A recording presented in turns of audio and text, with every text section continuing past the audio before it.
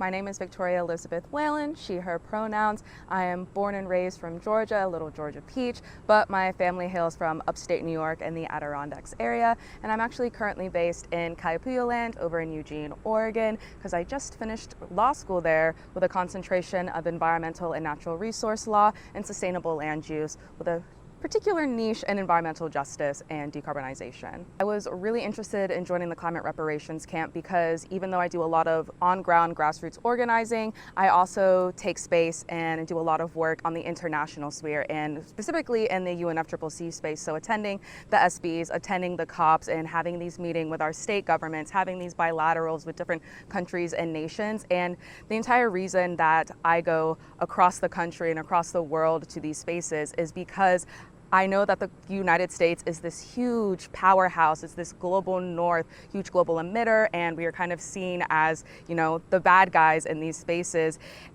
But yet, when we're there,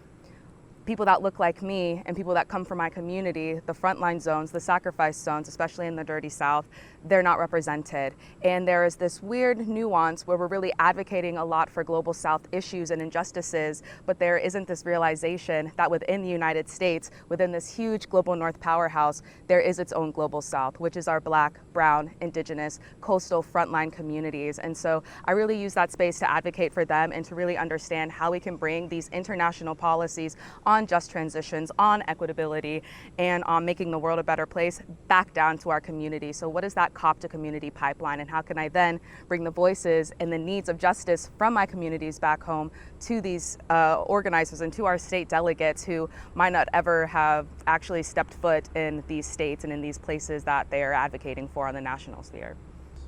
My biggest takeaway is that we always just need to be filled with hope and joy. I try to do all of my work in this idea that there is always going to be that better tomorrow. I kind of view the climate crisis in this analogy where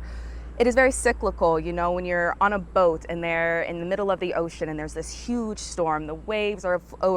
washing over you, you might have holes in your boat, it might flip over and capsize and all this. And it might last a while, and you might not see that end, but eventually